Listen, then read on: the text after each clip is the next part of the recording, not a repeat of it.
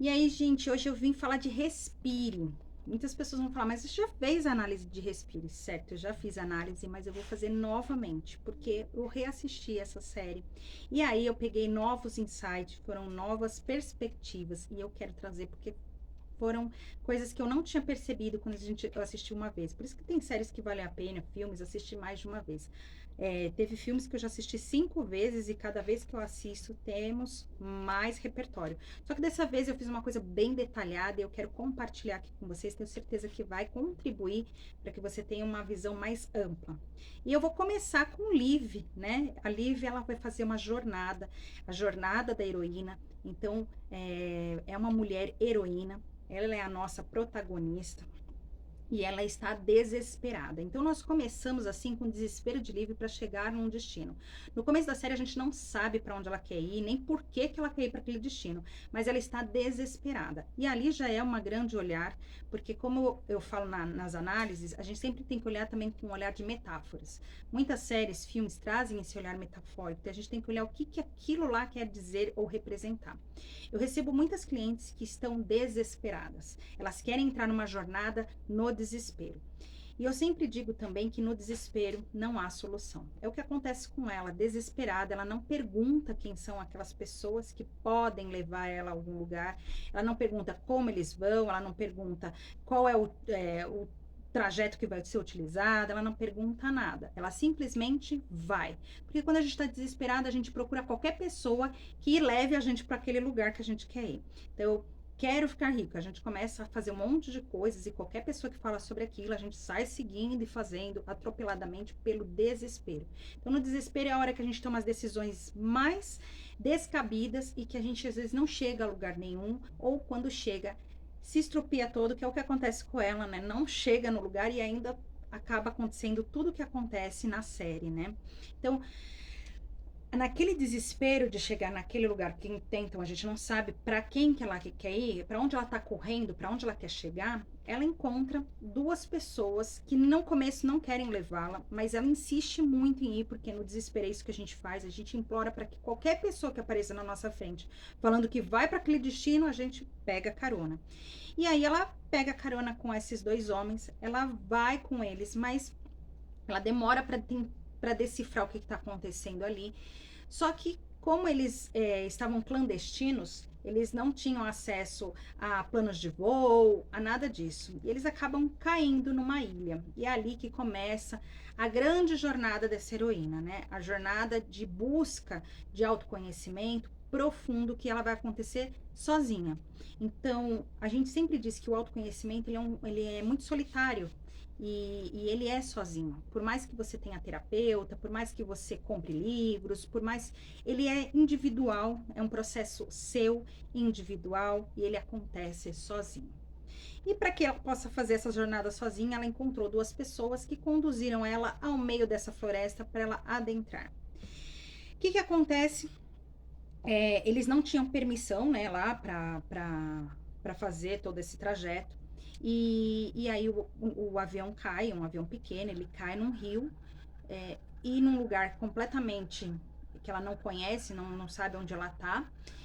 E quando cai, primeiro morre o piloto, depois ela tenta salvar o companheiro dele, mas ele também vem a falecer. Aqui é um outro ponto importante que no decorrer do filme a gente começa a desvendar que os homens na vida da Liv não existem. Né? Então, a jornada da heroína é isso, né? É quando ela anula os homens. Então, os homens não têm voz, os homens não sobrevivem, os homens não ficam, os homens não são validados, porque ela está tão no masculino, ela mostra tanto esse masculino que ela não permite que os homens existam. Então, o namorado dela não podia, não tinha voz, não existia, ela não deixava ele ficar na vida dela. O pai, ela bate a porta na cara dele, não queria atendê-lo, né? Acontece algumas coisas ali, e no decorrer da série a gente vai percebendo isso. Então, todo esse percurso dela é de anulação dos homens, né? Então, lógico que para ela fazer o percurso desse autoconhecimento nessa floresta, os homens não poderiam existir. E logo eles morrem, né? Ela busca por quê? Ela busca por respostas, ela tem dúvidas sobre a questão dos pais, ela tem dúvidas sobre ela como mulher, como profissional. Então ela começa a se questionar. É aí que a mulher começa a perceber, ali por volta dos 35, 45 anos, essa mulher começa a perceber, tá bom, eu já trilhei uma jornada, mas algo aqui nesse lugar que eu estou, geralmente mulheres muito guerreiras, elas começam a ver que essa guerra tá meio que vencida. Elas começam a perceber que não está dando muito certo esse jeito de lidar com a vida. Então ela começa a buscar por respostas. E é aí que elas buscam diversas formas de resposta, com os primeiros que forem aparecendo ali. Ela tá cansada, ela se sente sozinha, incompreendida, abandonada. Essa é a visão da Liv diante da vida dela. Então ela tá completamente exausta. E isso tá acontecendo onde? Na floresta. É quando essa mulher já olha e fala assim: ai, eu tô cansada, né? Geralmente elas chegam no set de terapia já muito cansadas, né? Então, quando ela vai passando os dias ali, ela vai se vendo num cansaço profundo. Mas esse cansaço é metafórico, porque é lógico que ela tá cansada, que ela tá na ilha e tudo mais, mas é um cansaço já de alma. Eu não aguento mais esse estilo de vida que eu tô levando. Então, ela tá muito cansada. É uma mulher workaholic que está grávida. Então, a primeira coisa que acontece com uma heroína é negar a maternidade. Então, ela fica grávida, ela já não acredita que está grávida. E aí ela já começa a pensar em tudo que ela vai perder, e não que ela vai ganhar, mas tudo que ela vai perder com a gravidez, né? E ela coloca o trabalho em primeiro lugar. Né? A vida dela é o trabalho. Tanto que quando ela tem uma cena no filme que ela vai se apresentar, ela tem um jantar com o namorado, e ele fala para ela assim: mas quem é a Liv? E aí ele fala: eu sou o trabalho. Ela fala, é essa frase que ela usa: eu sou o trabalho. Ele falou: eu quero descobrir mais do que isso sobre você. Quem você é por trás disso. Porque tem mais, ninguém é só o trabalho, ninguém é só uma academia, ninguém é só uma dieta, ninguém é só um corpão, ninguém é só estético. A gente não é fora. E a mulher, ela é toda dentro. Mas Liv não tem tempo de olhar para dentro. Porque ela tem dores. Então, uma heroína, ela está extremamente ferida, ela é extremamente machucada. E para não olhar para sentimentos, ela se esconde no trabalho, na academia, na parte estética, ela se esconde em vários lugares. Então, ela tem muitos trabalhos, ela arruma várias frentes de trabalho. A maternidade geralmente é delegada ou para babá ou para escola, porque ela não tem tempo de olhar para isso, porque a maternidade vai fazer ela olhar para o profundo de sentir, e ela não tem tempo do sentir. Então, é tudo delegado. O casamento dela, ela tenta viver ali um casamento de aparência, mas no fundo tem várias questões ali para serem percebidas e vistas, que ela vai jogando para debaixo do tapete, porque no fundo, o que ela vive? Ela vive um trabalho que ela compete com as pessoas, ela tem que ser a melhor, ela não pode descansar, ela não pode parar, ela é imparável. Ela compete com os homens quando ela mostra para o namorado que ela não tem tempo para ele, porque ele é uma distração para ela, ela precisa trabalhar. Ela vive uma fome. Então chega num dado momento ali da série que ela começa a falar demais que ela está com fome. Ela tá com fome, ela tá na ilha, lá perdida. Então você olha aquilo lá e você fala, ela tá com fome. Mas qual que é a real fome que Liv sente? É uma fome emocional, é uma sede de vida que ela não sente porque ela não vive, porque a heroína não tem tempo de viver, né? A heroína, ela quer viver tudo e não vive nada, porque ela não tem esse lugar de profundo relaxamento. Todo lugar que ela tá, ela pensa se ela pode produzir um conteúdo, se ela pode gravar, se ela pode tirar foto, se ela pode mostrar que ela tá com um corpão. Ela não vai fazer nada que ela não possa mostrar. Então ela não vai ficar bonita se ela não puder mostrar. Ela não vai pra academia ficar lá marombada se ela não puder mostrar. Ela não vai ganhar prêmios no trabalho se ela não puder mostrar. Ela precisa estar em evidência, né? E aí o que ela começa, a Liv começa a buscar? Comida, bebida, né? E é ali que ela extrapola. Então, ela tem uma gaveta de guloseimas, de doces, que é onde ela escapa, né? Vai para aquela criança, para o infantil, para o lúdico dela. É um lugar de. Agora eu vou descansar. Ela para 5 minutos e come um doce da gaveta. E ela fica muito brava se alguém mexe naquela gaveta dela. E outro lugar é a bebida. Então, ela sai do trabalho e ela bebe. Tanto bebe que ela deixa a casa pegar fogo, né? Então, a casa entra em labaredas porque ela está alcoolizada. E ela tá sempre nessa fuga. A bebida, os vícios são fuga. E ela tá ali fugindo dessas emoções, desses sentimentos. E ela busca prazer onde? Na bebida. e na comida. Por isso que muitas heroínas acabam extrapolando em algum lugar para sentir o mínimo de prazer, tá? Ela está anestesiada na vida, então o processo todo dela ali naquela jornada é entender o seguinte: começo de série, ela está na borda. Ela fica ali na ilha, na borda. Ela não quer adentrar. Ela tem medo do que ela vai encontrar dentro da floresta. Ela tem medo do urso, ela tem medo dos animais, ela tem medo do que vai ter quando entrar nessa floresta, né? Então, ela está aterrorizada ainda com o que ela vai ver, porque ela vai ter que olhar para uma coisa profunda que ela nunca acessou. Então, ali ela já está com medo. Então, ela fica no raso. É muito comum a heroína viver raso. Então, o assunto dela são assuntos mais rasos. Quando vai aprofundar muito em emoções e sentimentos, ela prefere não ver, não ouvir. Uma heroína dificilmente para num vídeo como esse, que a gente vai falar de sentimentos e emoções. Mas se for piada, se for uma coisa mais leve, descontraída, ela para e dá risada, se diverte, porque ela não gosta de aprofundar, porque ela vai ter que olhar para sentimentos, emoções, dores que ela não dá conta. Então, ela tem dificuldade de adentrar para esse lugar. Por quê? Porque ela está anestesiada. E para isso, ela fica no raso, na sobrevivência. O que acontece com a Liv quando ela está ali na costa da ilha? Ela está sobrevivendo. E, na verdade, essa sobrevivência é uma questão muito íntima dela. Ela está ali tentando sobreviver. Ela tem medo de se aprofundar, de adentrar no desconhecido, da floresta, dos seus sentimentos. Porque a floresta é o quê? É o fundo da psique, dos sentimentos dela. E ela não se sente pronta para aquilo.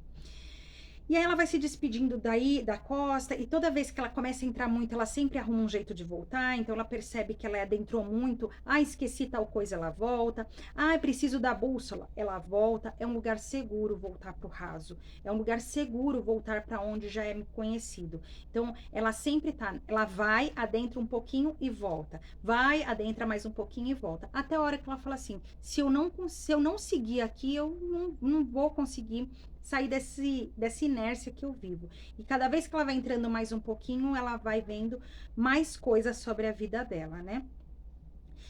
E ali ela não tem distrações de trabalho, bebida, e ela vai precisar olhar para o mais profundo. Ela vai ter que sair do raso, que é fora, que é essa coisa estética, essa coisa da idade, que a heroína tem muito medo de envelhecer, né? Então, da idade, então põe botox, faz agora harmonização facial, clareia os dentes, porque é tudo fora, estético.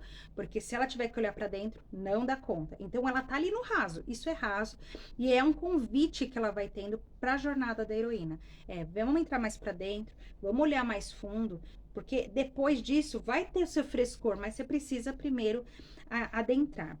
Ela tem medo de ser como a mãe. A heroína, geralmente, ela tem muito medo de ficar como a mãe, de ser a mãe que a mãe foi, de ser uma pessoa como a mãe. Ela pode amar essa mãe, mas Deus me livre ter a vida e o destino que minha mãe teve, com a escolha do homem que ela fez. Então, a heroína, ela tá sempre nesse lugar de não buscar o masculino, porque ela já é o próprio masculino. Então, ela já faz essa busca do masculino para fora, workaholic, nega a maternidade, nega o sentir, ela já tá nisso daí, então para ela é muito difícil. E o ápice, né, desse fio, da série, é quando ela começa a reclamar de cansaço, fome, e ela decide que com cansaço e fome, o único jeito de sair daquilo é aceitar e entrar na floresta. Então, para começar, ela tá numa. Aí depois tá naquela reunião que a assistente dela fala: olha, seu pai tá internado, assim, assim, assado. Ela fala: primeiro eu vou terminar o trabalho, depois eu olho meu pai, agora não tem tempo, se for urgente eu vou lá e resolvo. O que que ela tá. E ela diz pra assistente: eu não preciso que a sua história serve para você, não serve para mim, eu não preciso de ajuda. Então, a heroína também tem esse lugar de não precisar de ajuda, ela acumula um monte de trabalhos e afazeres. Se ela é dona de casa, ela vai acumular um monte de coisas, ela vai pegar coisa do vizinho, da irmã, da mãe, para ela resolver e fazer. Ela se sente autossuficiente. Então, ela não precisa de ninguém para ajudá-la. Porque daí vão falar: nossa, você vê como ela trabalha, você vê ela não tem tempo para nada. Olha, né? E aí, assim, ela pode ser vista. Ela evita olhar para a dor. Então, dificilmente a heroína olha para a dor, para os sentimentos dela. A maior parte do tempo, ela sente raiva. Raiva dos homens, raiva do pai, raiva da mãe, raiva do trabalho, é raiva o tempo todo, ela é raivosa, né? E o que que essa raiva tá protegendo, tá escondendo? Uma dor profunda, né? Então essa armadura da raiva protege uma dor profunda. É uma pessoa reativa, você fala, ela já rebate, ela já tem uma resposta na ponta da língua, ela se acha e ela se vangloria disso.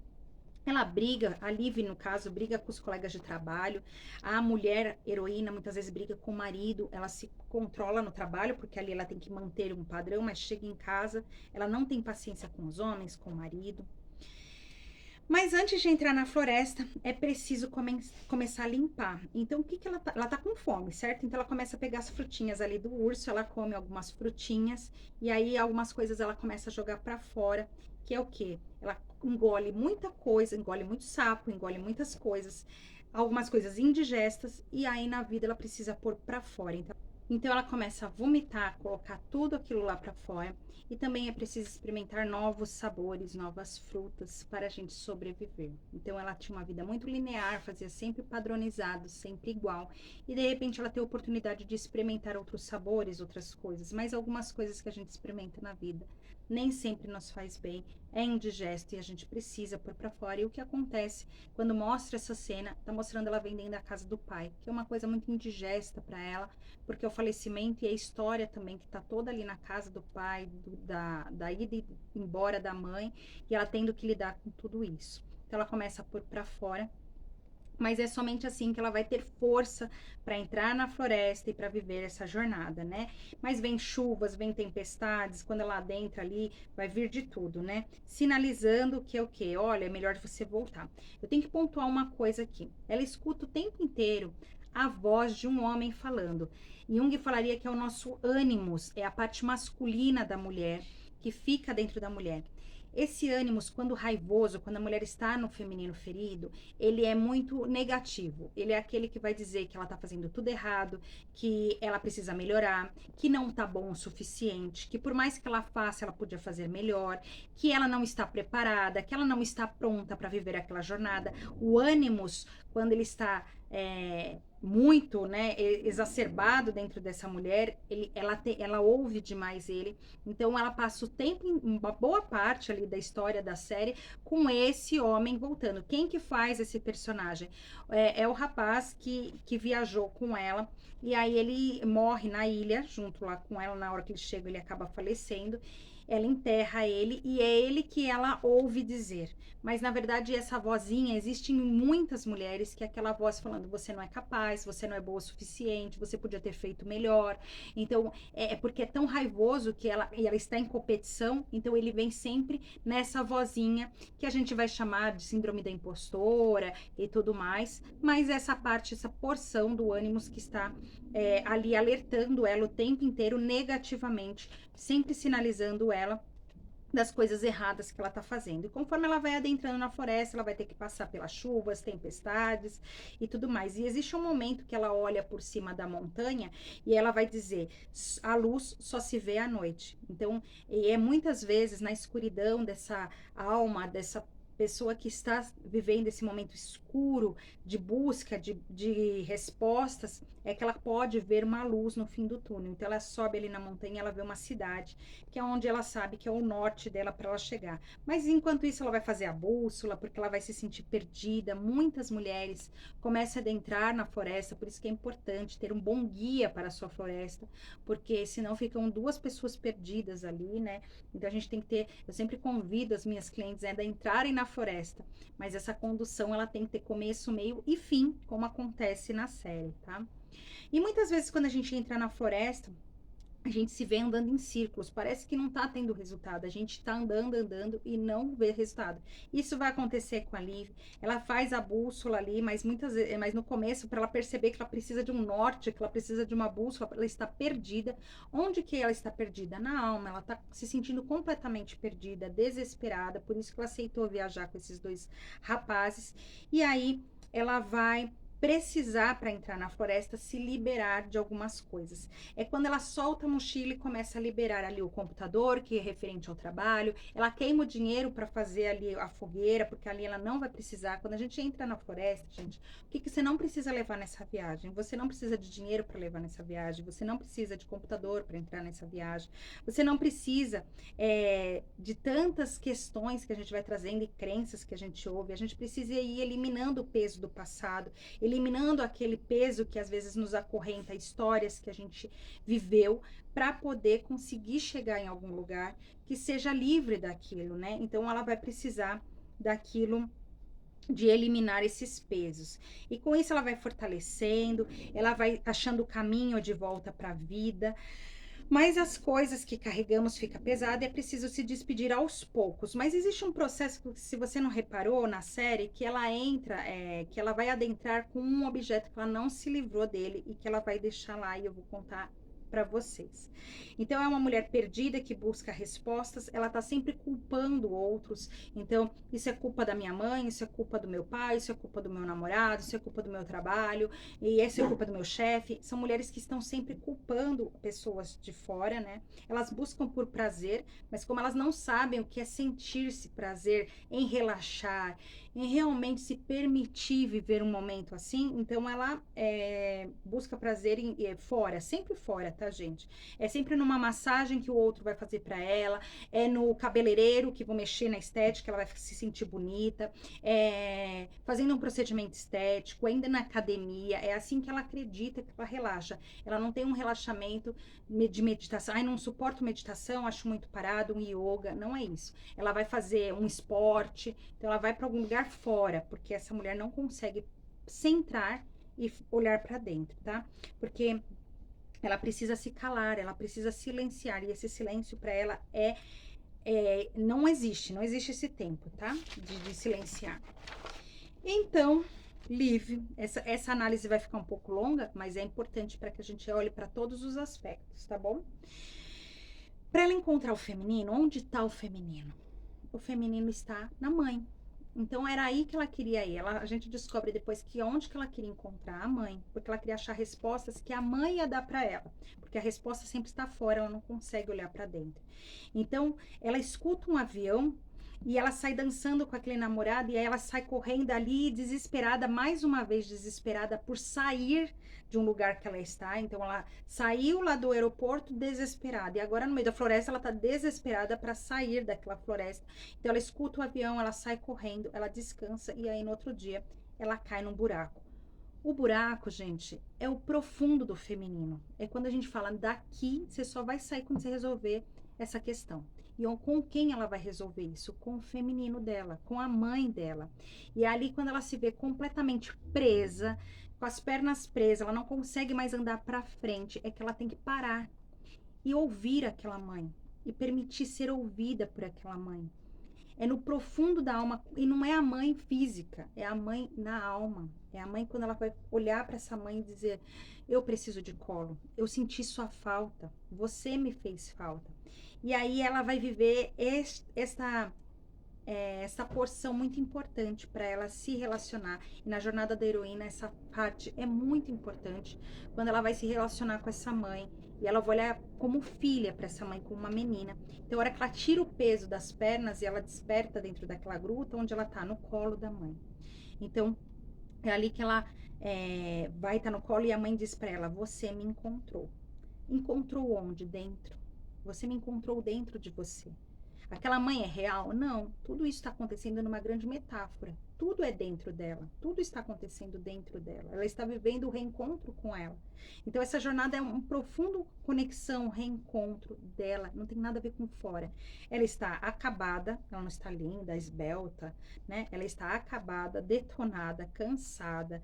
Fora já não tem mais nada. Ela já se livrou de quase tudo, porque para dentro deste buraco existe um objeto na qual ela não se livrou: a mala. Ela não tinha se livrado ali. Por quê? Porque ela ainda podia guardar mais coisas do passado ali. E aí, quando ela percebe que ela tá com aquela fome emocional, ela encontra a criança dela ali dentro da gruta. É a hora que ela olha para aquela criança e fala: vamos achar sua mãe. Cadê sua mãe? Ela tá no trabalho com aquela criança, ela pega na mão da criança, fala: vamos procurar sua mãe. Ela está dizendo para ela: tá na hora de você encontrar essa mãe, de fazer as pazes com essa mãe, de olhar de frente para essa mãe. Você agora é adulta. Você agora dá conta, você consegue fazer isso, né? Então ela pega aquela criança abandonada, perdida, né? E com fome, cansada, e aí ela entrega essa criança para a mãe. Quando ela desperta, ela tá no colo, né, dessa mãe. E aí ela quando ela consegue sair dessa gruta, que ela já fez toda, ela já entendeu qual que foi a dinâmica da mãe, e é uma parte muito interessante que ela fala assim para a mãe dela: será que você se sentiu assim como eu, perdida, quando você foi embora? Então ela conseguiu entender que a mãe também um dia esteve perdida, que a mãe um dia também vivia dores, que a mãe também não estava dando conta do feminino dela. Então já era uma coisa ancestral, né? E aí ela fala: será que você se sentiu assim? E aí ela fala: não importa, porque realmente agora não fazia mais diferença. O que importava é que ela estava fazendo conexão com o feminino dela. E aí ela consegue sair da gruta. E o que que ela deixa dentro dessa gruta, dentro desse buraco? A mala. Ela não precisa mais da mala. E ela consegue deixar lá dentro. E ela sai. Só que aí ela tem uma outra aventura para viver. Antes dela viver isso, ela vai entender que a relação dos pais eram deles, que ela nada podia fazer, que ela estava frustrada, com medo, e eles também estavam com fome. Então, os pais tinham fome emocional, os pais tinham questões deles, os pais estavam doídos e machucados, e por isso não conseguiram ver a fome dela e nutrir ela nessa fome. E deixar ela nutrida de amor suficiente, porque eles estavam secos também. Então, quando os pais não têm nutrição para eles, dificilmente eles vão conseguir nutrir os filhos daquilo que eles não estão preenchidos. Eles estão lambendo as próprias feridas. Logo, eles não têm como cuidar e sarar as feridas dos filhos. E muitas vezes eles machucam mais os filhos para que os filhos também sintam a dor deles. Então, era assim que ela estava. Mas o feminino é criativo, é leve, o feminino dança, então mostra aquela cena que ela dançava, criança, com a mãe, né? E vai passando por esse lugar.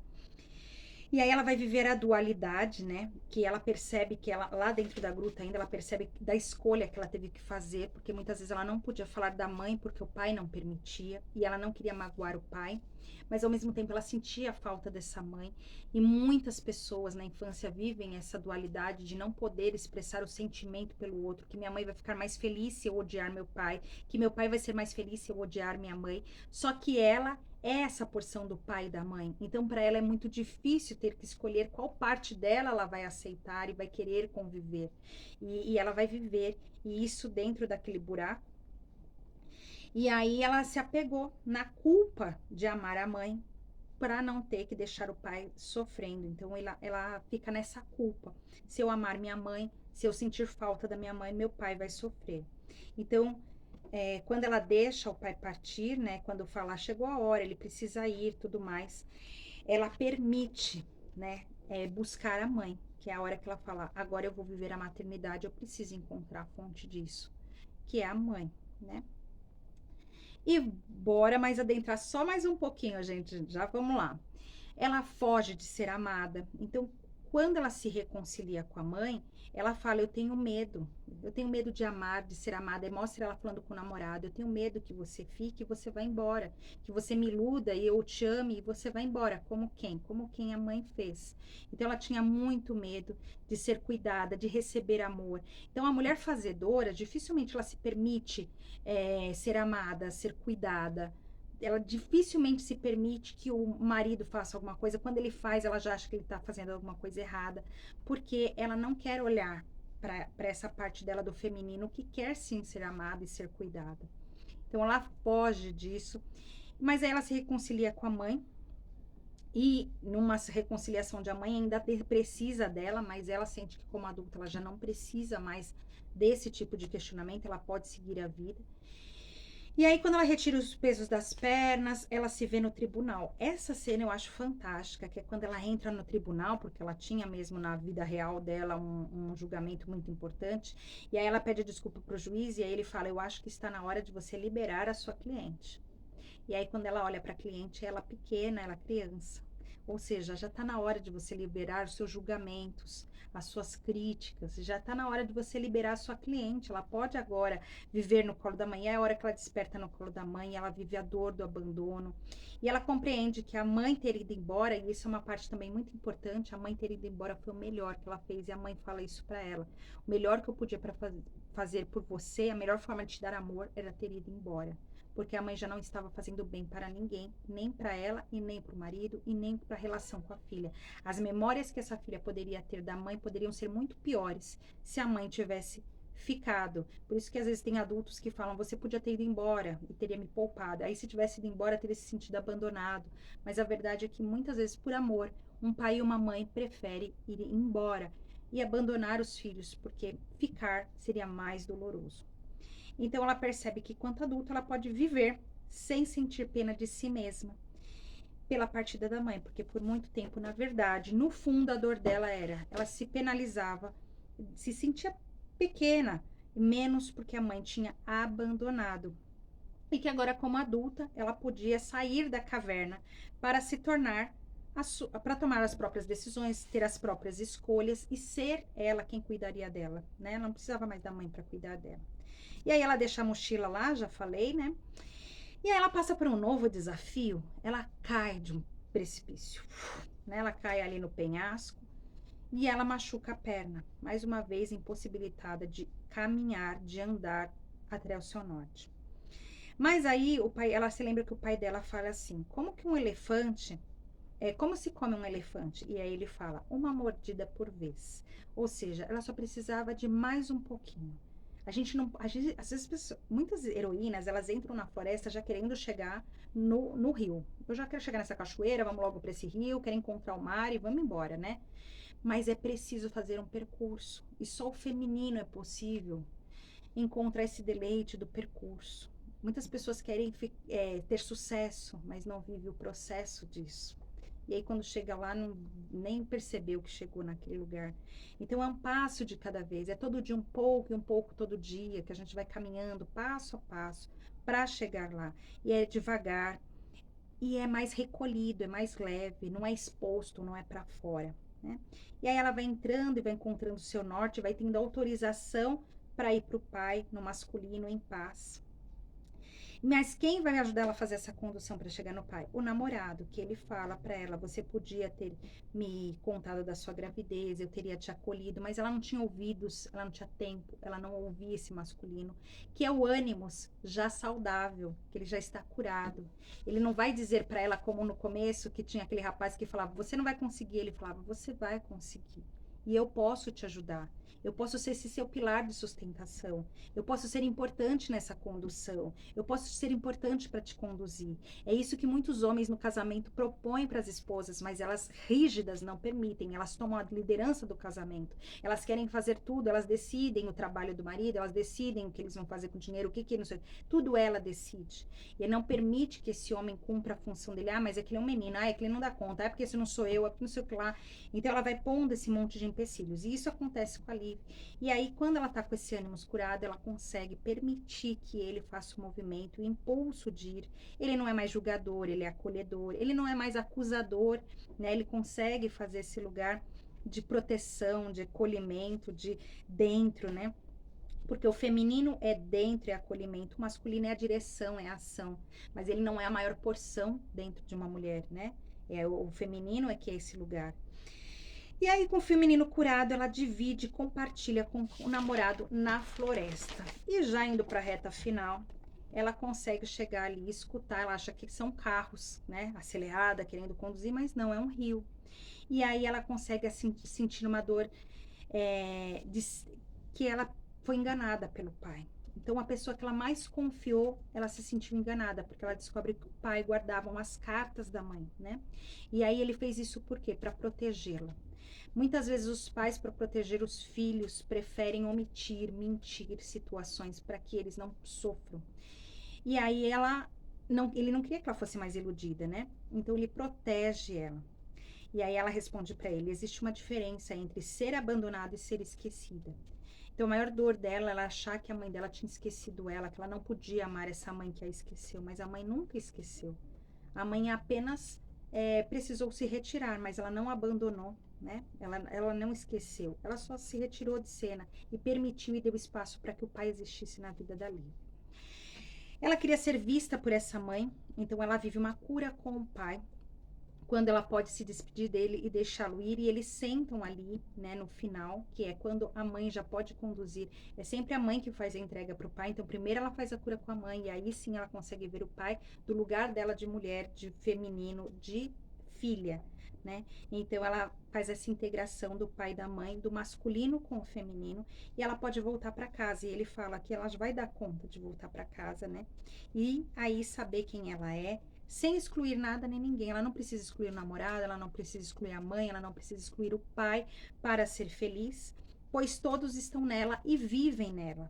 Então ela pode chegar ao fim dessa jornada. É somente a jornada da heroína termina quando? Quando ela faz as pazes com a mãe, as pazes com o pai dentro dela, e aí sim, ela faz essa integração. E o masculino e o feminino podem existir em paz. O feminino e o masculino podem coexistir juntos, né?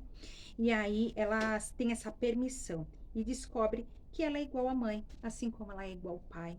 Ela é igual à mistura deles, né? E ela pode amar a mãe que amava a natureza, porque o feminino é natureza, o feminino ele é água. E onde ela vai cair? No rio, né? E o pai não tinha tempo, porque o pai, ele é a pressa, o pai é o acelerado, o pai é o trabalho, o pai é a falta de tempo. Então é tudo isso. E aí ela é autorizada a viver coisas diferentes, né? O pai autoriza ela e fala: "Faça melhor do que eu e sua mãe fizemos", né? Ou seja, você tem liberdade e a opção de fazer isso. Não precisa fazer como nós. Nós fizemos o que dávamos conta. Agora você já pode fazer diferente. E isso dá liberação e permissão para elas, e ela vai seguir a vida e vai fluir. E no fluir dessas águas ela vai poder gerar a vida, fluir para a vida, né? E ser a mãe que ela pode ser, a melhor mãe que ela puder ser. E ser a melhor esposa e poder se casar, confiar e se permitir viver o seu feminino, né? Dentro desse lugar, mais dentro do que fora, que é o que mais importa para o feminino curado. Tá? Eu espero que vocês tenham gostado. Ficou uma análise super extensa, mas muito completa. E se você gostou desse vídeo, compartilha, curte. E eu espero vocês nas próximas análises. Até lá!